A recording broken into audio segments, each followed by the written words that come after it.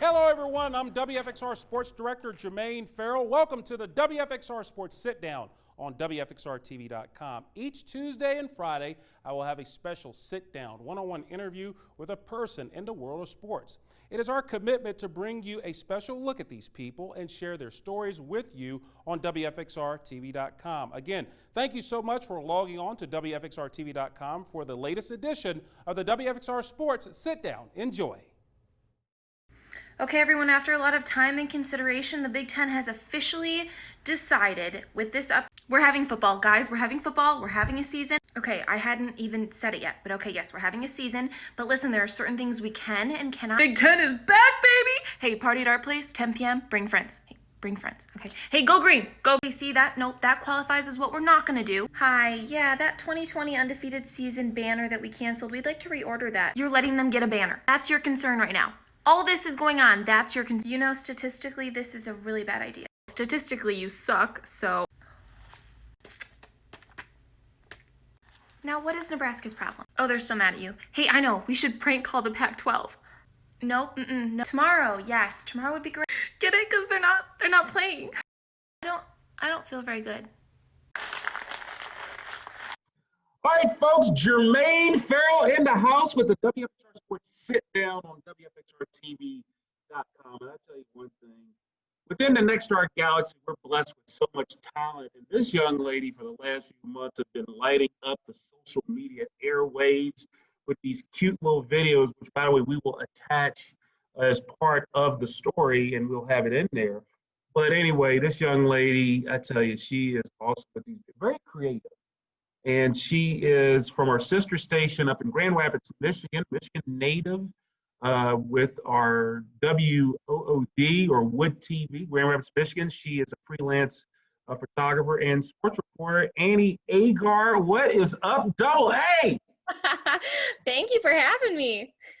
I tell you now, you know, we'll kind of bounce around a little bit, but first of all, the videos are funny. We'll talk about that, but just to kind of get it started, you know, give us a little background about, you know, how long you've been in the business and, you know, where you went to school and all that other stuff, and then we'll jump into the fun stuff. You know, where did your love for sports and sports broadcasting come from? Perfect. Yeah. So growing up, my family was a big, all big sports fans. My dad played for a couple years in the minors for the Tigers. So, we'd sit around the dinner table and talk about what games were happening that weekend. That was just, how my family grew up. So when I was, growing up, I loved that connection between athletes and the fans that support them so much. And that one connecting factor is, sports reporters. And so I knew from a really young age, I wanted to get into that and be a sports reporter. And that was my focus in college. I went to Grand Valley State, which is a D2 school up here, and graduated with a sports broadcasting and pre-law major.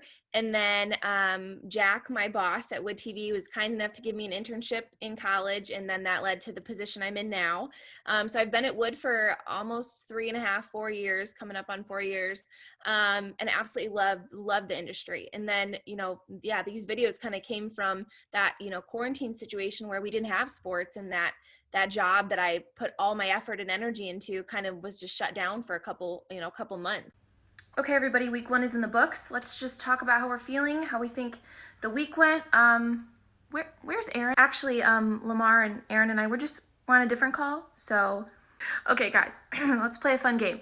Raise your hand if you threw for 2 picks. Yes, I knew you were gonna bring that up. Look, it was a misread, okay? I thought Hilton was open. He would. Nope, no, Phil, not you. Nobody cares. I was talking about Tom. Really funny, guys. Yeah, hilarious. Okay, can we focus now, please? Yeah, I don't want to be here anymore. I want to go home. Joe, you can't just decide to go home. That's not how. Has anybody checked on Matt? Oh no. Ugh, it's 9 a.m. Yeah, I scored a TD. It's okay. Pretty good. Mom, can you come pick me up? We're losing games. Oh, wait, no, I meant to add Cam to ours. Worst, this is the worst. Guess who's back, guys? So I had to find a different avenue.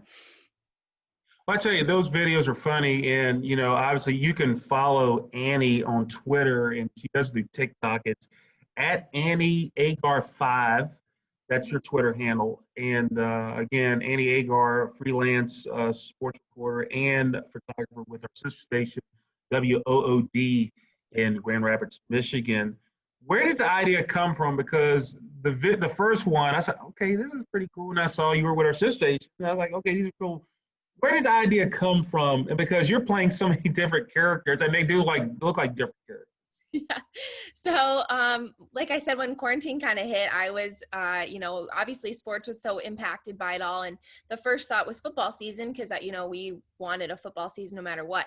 And so, we covered the Big Ten a ton out here. And obviously that whole situation was, kind of thrown up in the air. How would the Big Ten handle it? Would they have a football season? What that would look like. And the only thing we had at the time were Zoom calls because everybody was, stuck in quarantine. So my mind went to, the Big Ten wants football season. They're going to do anything that they can to get it going, and they're going to have meetings and they're going to have Zoom calls. And so knowing that the Big Ten's dynamic is kind of touchy, they tend to not like each other too much within the conference with those rivalries and all that. So I thought, how interesting would that Zoom call be to be a fly on the wall during it all and see kind of the personalities of every school kind of show through. So that's where the idea kind of stemmed from.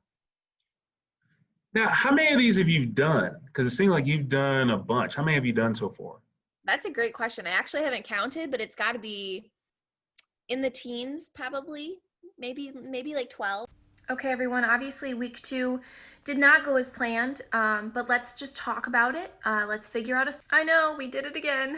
We did it again. Then we kicked it, and you didn't even land on it. Oh my gosh, I forgot about your game. No, injuries. We're talking about injuries, okay? Injuries, what injury? You have got to be kidding me. Question. Seems like you guys have a lot going on. So where do I go for the elite quarterback Zoom? Did you guys see what I did? Don't know how to tell you this, but you lost. I know, but we almost didn't. Nope. No, LA, that's not how this works. Can we just stay focused, please? Do you know that statistically coming back from a torn ACL is a very low probability?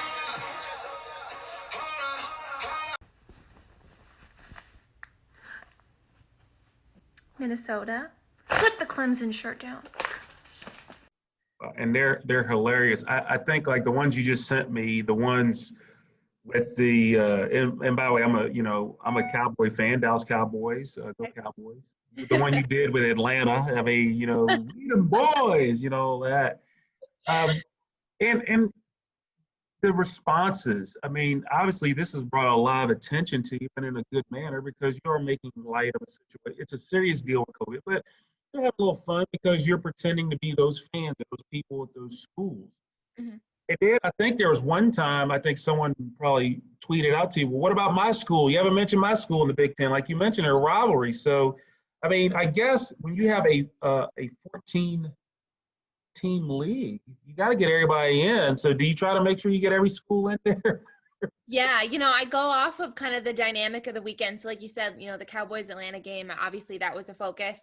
So I knew I had to get those two in there. And Chicago's been doing well lately. So I thought, oh, I might as well throw them in there too. But yeah, I'm going to try and get everybody's team, accounted for at some point in a video. Because everybody wants their team, they want to see their team and be able to share that and say, yep, this is what our team thinks about this weekend, or this is how our fan base feels. So yeah, I'll try and have equal representation across the board at some point, but just gives me more reason to make more videos. So. Did you think the reaction would be where it is, or actually, let me rephrase the question. What type of reaction were you expecting? Were you expecting, I'm sure there's probably were a couple that were negative, but overall, what type of reaction were you expecting? Yeah, so when I first did the first video, I didn't even put it on Twitter. I did it on TikTok, and I just thought, that people might like it. It's kind of funny, and then someone had tweeted it out and tagged me in it, and then it just went crazy. And then I shared it on my platforms, and people absolutely loved it. So that reaction was great because then I realized this is, something that the fans need, and I knew I wanted it too because we missed that competitive, fun rivalry that hyping up the season and talking about the Michigan-Ohio State game and all that stuff. And so to see other fans out there craving that same thing, that was when I knew there was a need for those kind of videos and that kind of laughter. So the reaction, I could not have expected anything like that. And to have, the people at ESPN or, Big Ten kind of tweet it out and share it and give positive feedback was just, it meant the world. And I was completely shocked. Here's my question. When you did the Detroit Lion one, was there really Captain Morgan in that bottle? There was actually. It's because I live with a bunch of Lions fans, Jermaine. That's why. So there will always be alcohol in this house. Good deal. So looking at now recently, the Big Ten kind of came out first, said we're not going to do it. And then it seems like, looking at it, it seems like when you look at it, the Big Ten and the Pac-12 are kind of joined by the hip. So, and it seems like the Big Ten is going to take the lead over the Pac-12. Mm-hmm. And then you have, obviously, in our neck of the woods, the ACC and the SEC are kind of joining the hip. And it's kind of like the Supreme Court with the group, with the Power Five. It's kind of, the Big 12 is kind of like that deciding vote. Mm-hmm. So it seemed like the Big 12, they said, we're going to do it, the SEC, and then the ACC, and each of the leagues have had their issues with games being postponed and canceled. So do you feel that kind of said, hey, look, because even before all that, the Big 12 wanted to play, the coaches and all that. I'm sorry, the Big 10, Big 10 wanted to play. Did you kind of see now that there were games underway, now they're probably looking and say, hey, we probably shouldn't have held everything off? Yeah, I think that's kind of, that they wanted to make the first step in the hopes that every other conference would kind of follow in their footsteps. And I think they had the right idea to start, but then when they realized nobody else was going to follow in their footsteps other than the Pac-12, I think they kind of reined it back in and thought, okay, maybe we over-exaggerated a little bit. Let's just try and have a football season, which is interesting to me because I don't know why we wouldn't have tried before. I mean, the NFL is having success with not having players test positive. So I think it'll be a good thing in the end. And to have, hopefully a pretty successful season for the Big Ten, to even just have a season in general, I'm really excited about. But yeah, I think it was a case where they thought we're going to set the tone here. Hopefully everybody understands and follows. And then when they kind of realized, okay, the people think we can have football, I think they figured out, okay, we got to at least try. Now, from your perspective, you're in Big Ten country, I'm in ACC country, so usually in basketball season, there's that big rivalry, the ACC Big Ten Challenge, which is a fun thing. But when it comes to football, out of all the big conferences, which conference you feel the Big Ten just despises more than anyone else? And I have my theory on it, but you're there. So which between the Pac-12, the Big 12, the ACC and SEC, which conference does the Big Ten just says, we just beat them? That's so funny because I just was asked this question the other day, or somebody had brought something up about it. We are so focused on hating the teams within the conference too, that it's hard to really say, well, if we hear this conference, we hate them. But I think that the big rivalry, I guess, among conferences is the SEC, just because, when you hit the playoff, it's just a natural. I mean, other than like Clemson for you guys, but I think the SEC in general, and they're so different too, because the Big Ten praises football. I mean, it's our religion up here, but we have the big guys, we have the O-linemen, we run it up the gut. We're that hard hitting kind of, I guess, style of play, and the SEC is more skilled position, and they're fast and they're quick and they're hard to defend. And so I think that kind of juxtaposition of both conferences, we're kind of a little iffy on them, and we're like, yeah, we don't like you guys. I've asked Michigan. Now, are you a Michigan fan, by the way, or Michigan State? I'm an Ohio State fan. Ohio State. Oh, yeah, okay.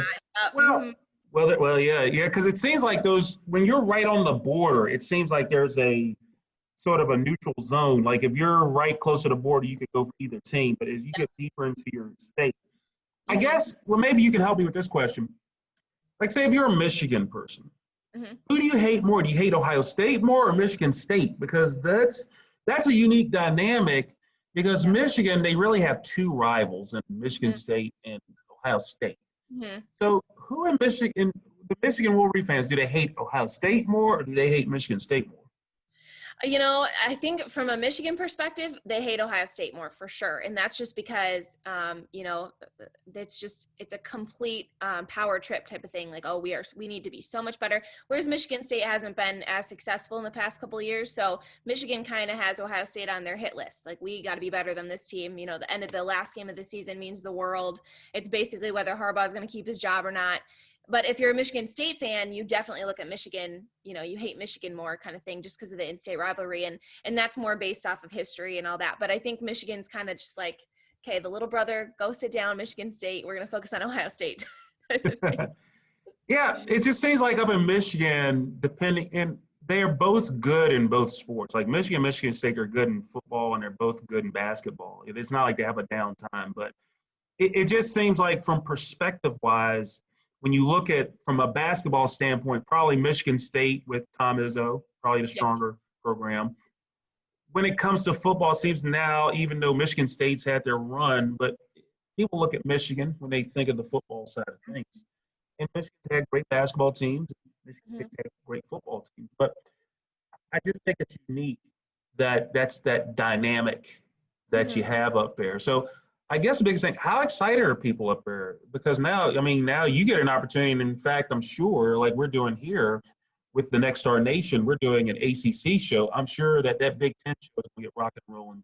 Yes, absolutely. Yeah, for the longest time, I mean, we just wanted Big Ten football. And we, you know, people have said, well, we still have football. We can watch ACC, SEC games, but there's nothing like turning it on and seeing, you know, even if it's a team, if it's Minnesota or Wisconsin or Indiana, it's Big Ten football, and people love that here. So to have that back is absolutely huge for everyone, I think. And and there's so many different, you know, ways that the Big Ten could play out that we were so excited to see. Like Michigan State's head coach, it's his first year, Mel Tucker, and so fans were really excited to see how that happened and kind of see how Harbaugh handles everything this year. So lots of storylines in the Big Ten. We're super excited to cover them.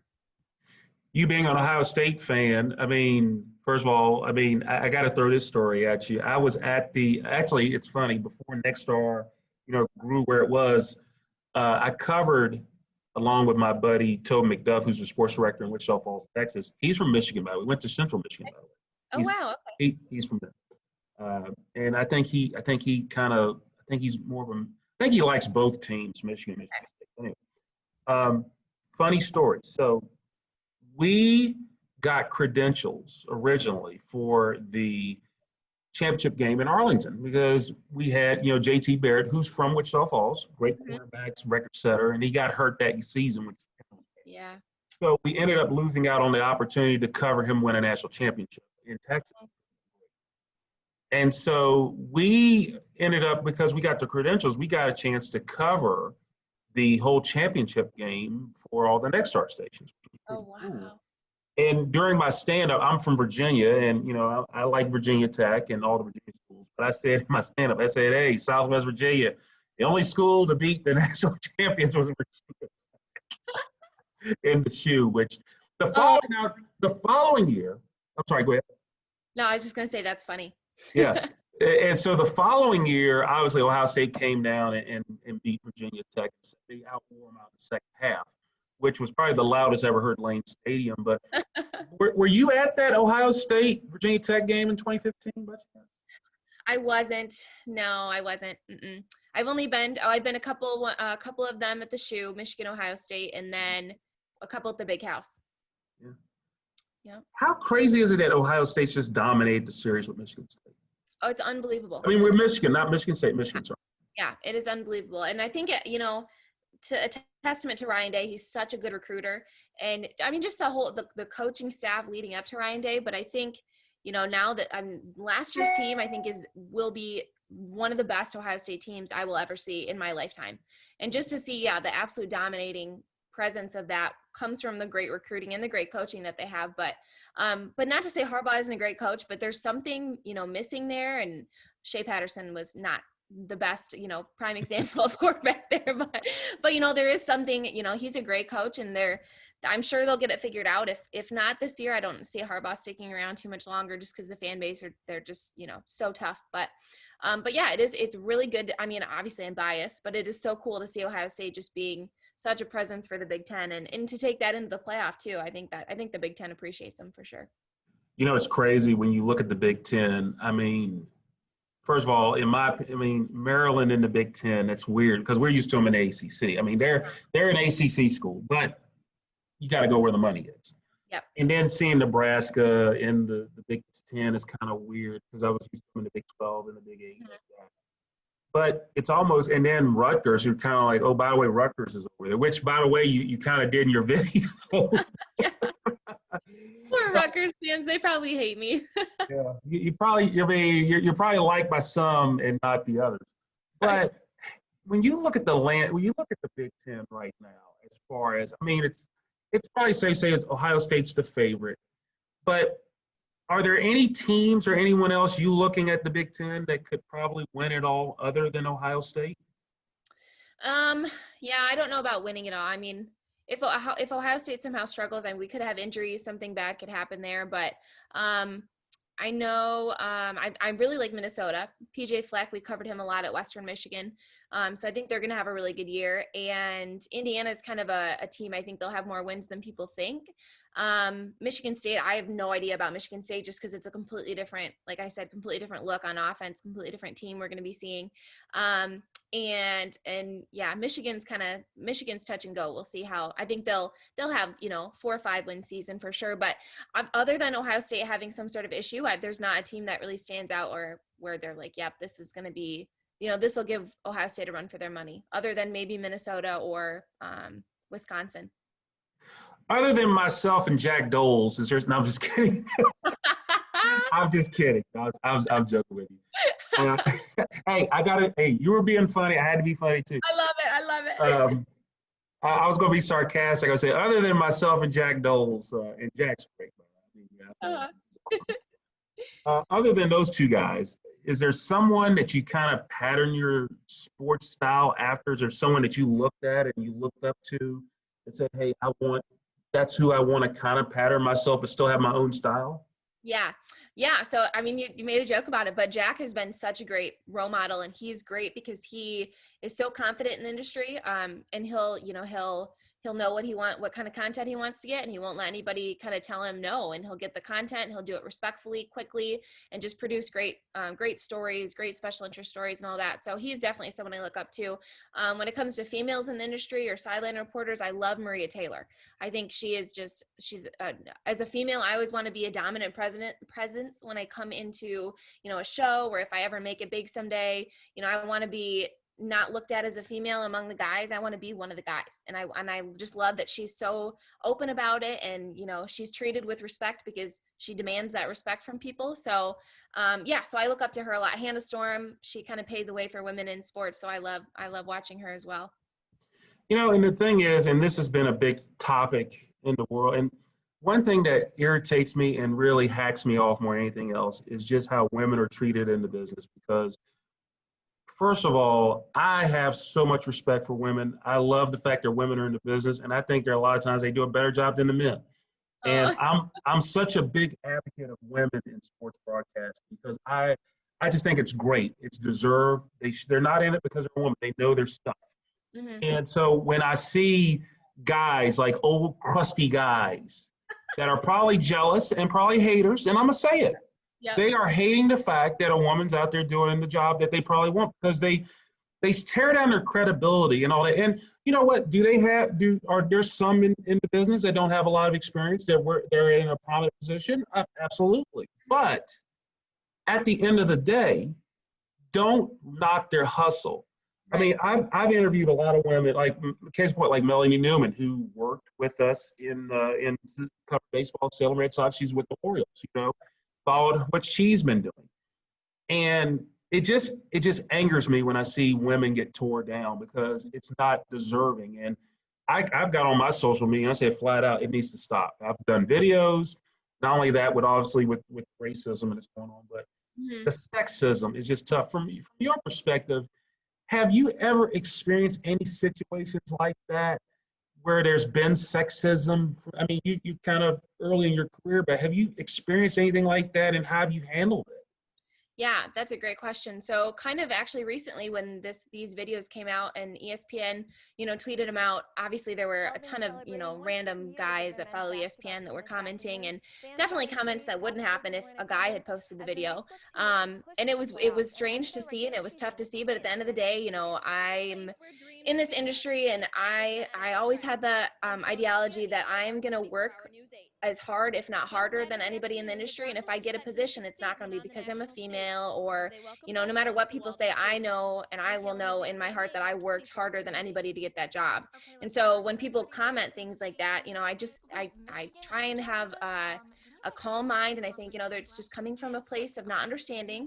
We could say anything about anybody that we pass on the street. If, someone cuts us off while we're driving, we could say, well, they're a jerk. Like, that was so rude, but they could be on the way to the hospital. Their mom could be dying or something like that. You just never know what people are going through. So people that, say things out of anger or frustration, you never know if they're dealing with something bigger. So I try and just take it kind of lightly, and I focus on the positive and the great people that have said great things about the videos, and the people that kind of say rude things or comments that you kind of just roll your eyes at. Those are people I just try to not, focus on and think maybe they have something else going on.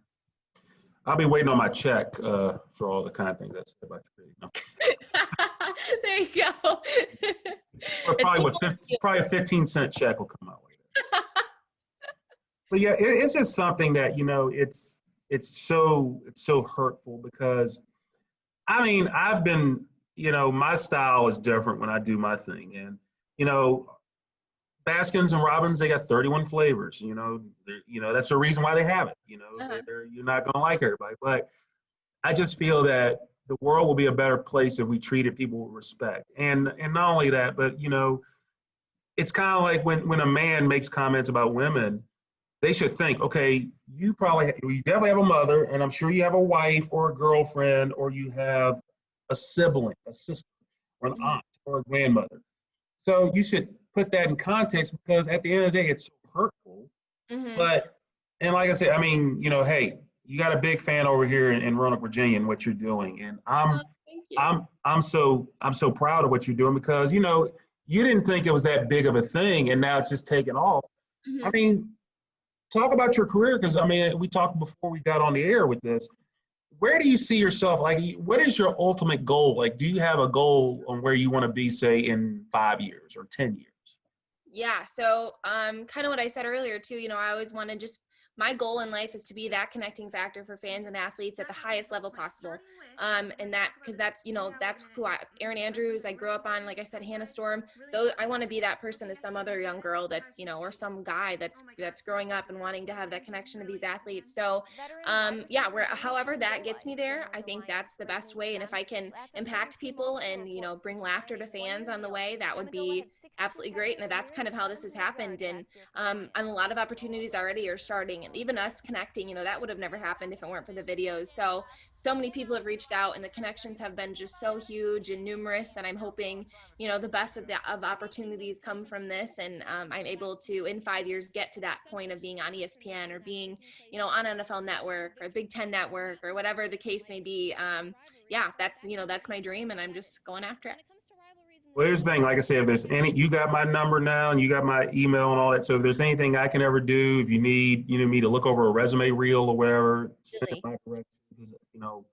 I've been doing this about 25 years, so I have a pretty good idea. I know what it takes for people to advance. Now, we have a little fun. It's called Ferrell's 5.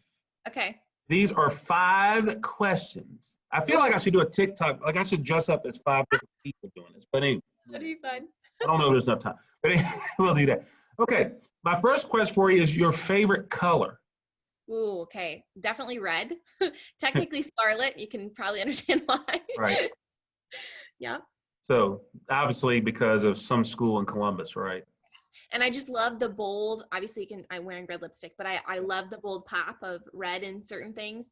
And it's like a classy color to me. So yeah, my favorite team, and that's my favorite color. And we have a sister station in Columbus, so. Yes, yeah. Oh yeah, I've got I'm just throwing it out there if you're ever interested.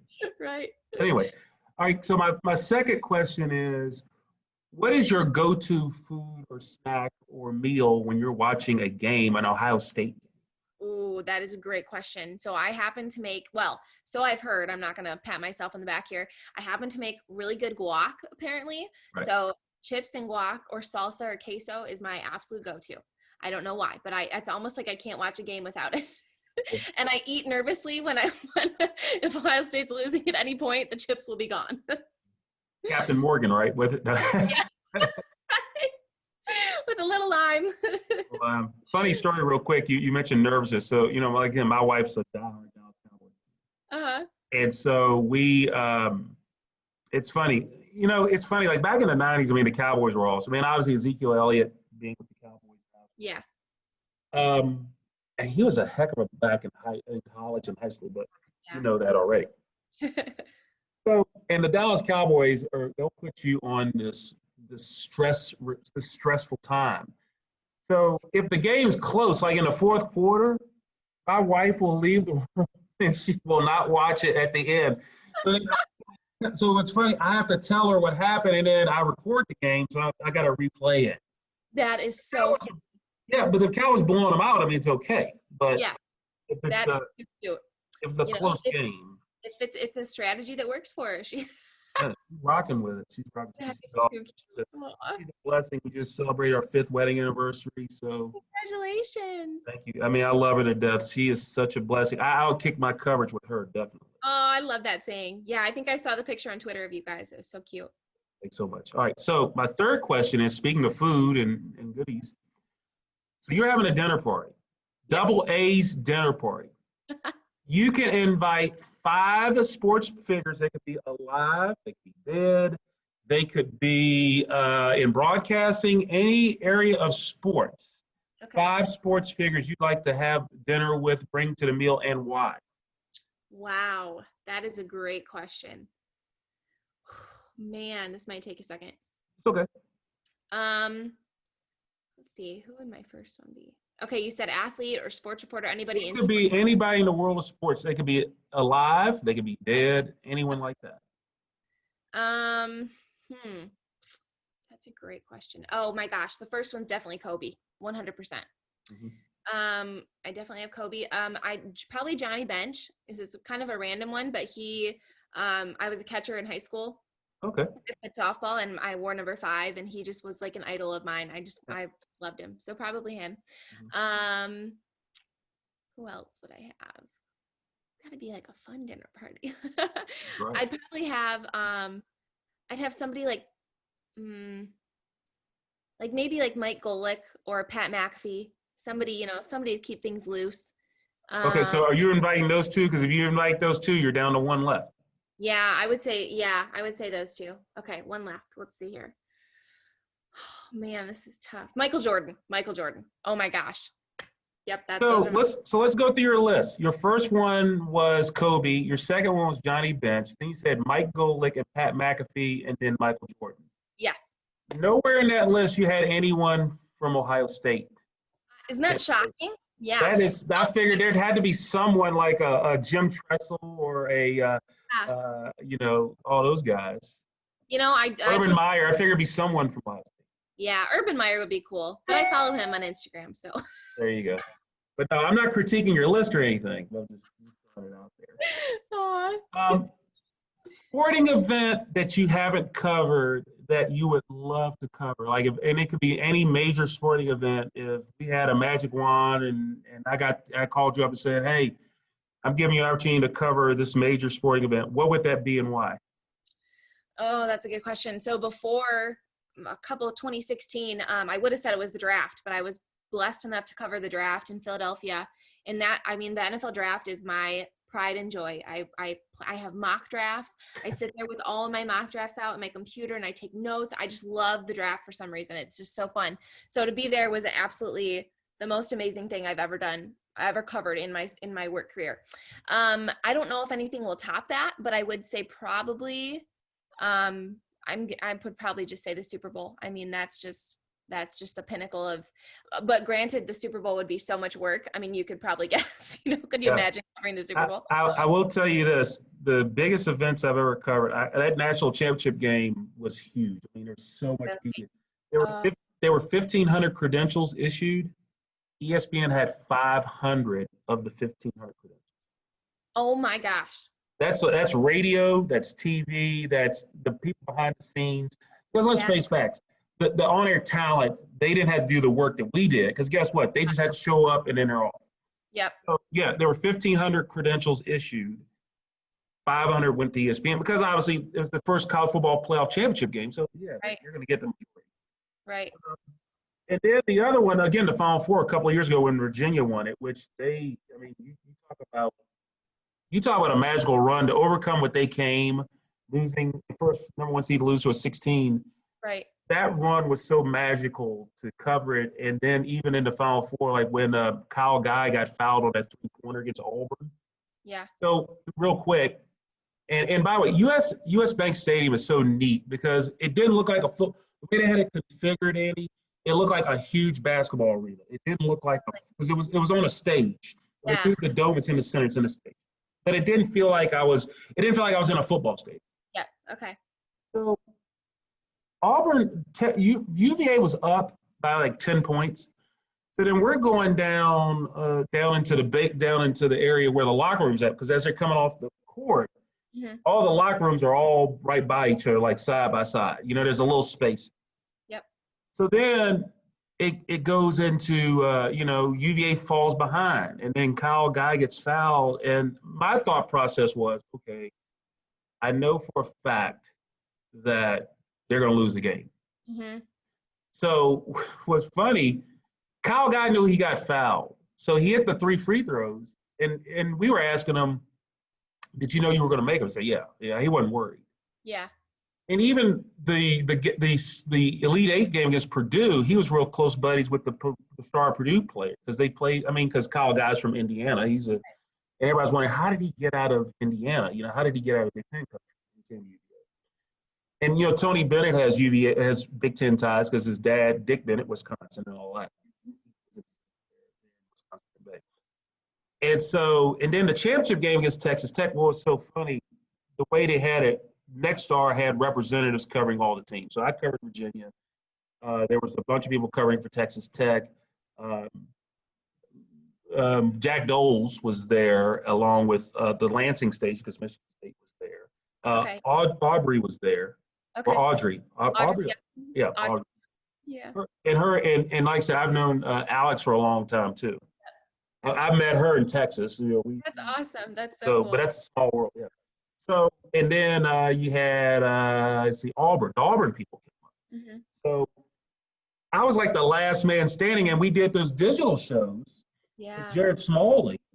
And so I'm the last man standing. Out of all the Nexstar stations, now I'm the last one there to cover Virginia win it all. And it was the greatest experience. I mean, covering big events is neat, and you're going to get that opportunity down the road in your career. But I tell the youngins all the time, when you cover those events, you're there, but take it in. Because when I was in Arlington covering that championship game and in Minneapolis covering the Final Four, I just took time, we got a chance to walk out. It was the empty place and look around and said, tomorrow this place will be fun.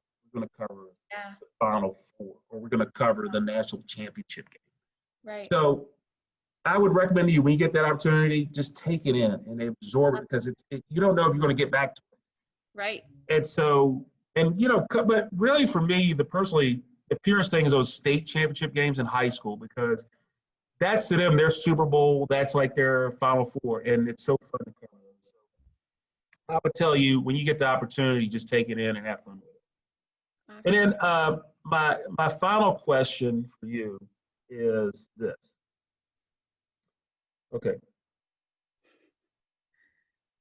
Okay, and you kind of answered it already, but is there a Big Ten team other than Ohio State that you could cheer for? Yes, probably Michigan State. Yeah, because my family, I mean, we had season tickets to Michigan State games for years growing up, and and it's so funny. And I don't hate Michigan State. I wouldn't really wear Michigan State gear, but I have this little piece of my heart with them, Good deal. Growing up. So yeah, I could definitely cheer for the Spartans, especially when they play Michigan. Right. Now, when you look at it, like when all this stuff was going down, and Nebraska, there was talk about Nebraska leaving the Big Ten, and I think the Big 12 would take them back. I still think they fit more into.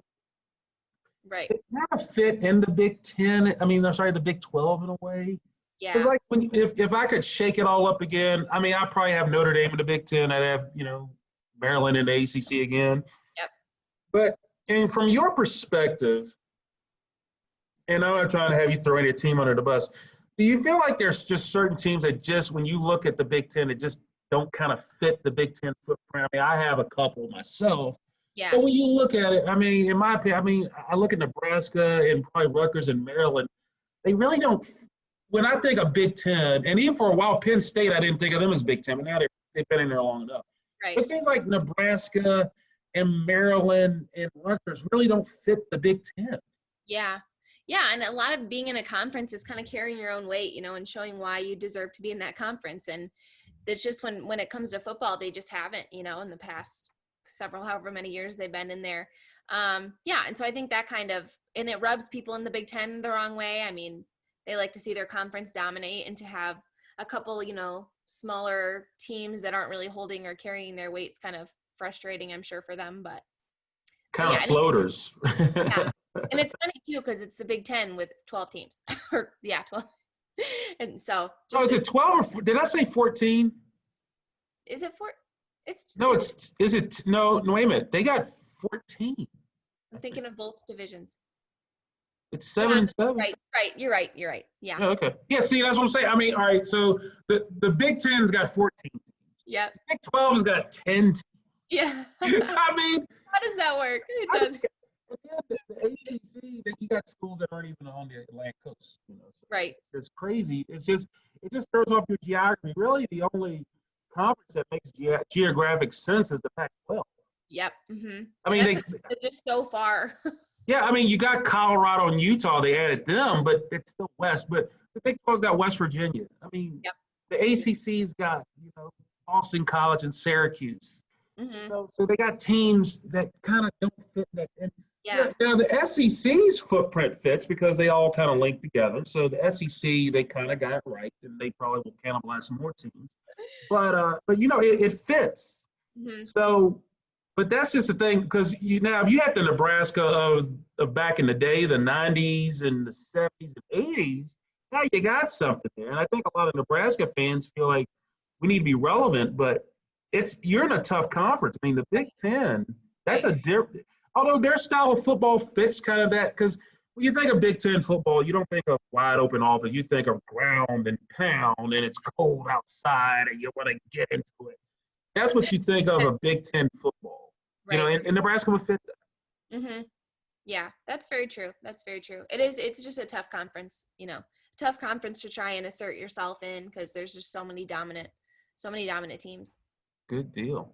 Well, Double A, I mean, I probably could be on this thing with you forever, but your time is valuable, and you don't get a freelance fee from me, but it is so nice to finally, you know, meet you. And those videos, I'm telling you, when is your next one going to come out? I know you got one kind of thinking about. It might be kind of a weekly thing starting up, so we'll see. We'll see about next week, because people are liking the NFL recap videos, so we'll see what happens. And then you get into character. That's what's so funny. Thank you. It is so fun. It's so fun. I love it. Yeah, I mean, it's just hilarious, because you get into character, and it's just so, and it's so convincing. I mean, did you take acting in college? I didn't. Somebody asked me that too, but I didn't. I didn't have any desire to act or be in front of, you know, on a stage, other than being in front of a TV screen or a camera, you know. Yeah. Yeah. Well, I tell you what, if your goal is to make it to that next level, I feel you can do that, and you know, it's a joy. Annie Agar from our sister station in Grand Rapids, Michigan, home of Sparty and home of the Wolverines, and a few Buckeye fans. And a few. And a few? Very small amount, but yes. That's a good deal. I tell you what, I appreciate you being on the WFXR Sports Sit Down on WFXRTV.com. So appreciate you, and anything I can do for you, just let me know. Perfect. Thank you so much, Jermaine. This was so great. Love talking with you. And thank you so much for checking out this edition of the WFXR Sports Sit Down on WFXRTV.com. For all the latest news, weather, and sports, there's only one place to go. That's WFXRTV.com. Also, download the WFXR News app. More good stuff. We are here to hook you up with the good stuff on WFXR. Again, thank you so much for watching the latest edition of the WFXR Sports Sit Down on WFXRTV.com. I'm Jermaine Ferrell. Hope all of your teams are winners. Have a wonderful and blessed day, everybody.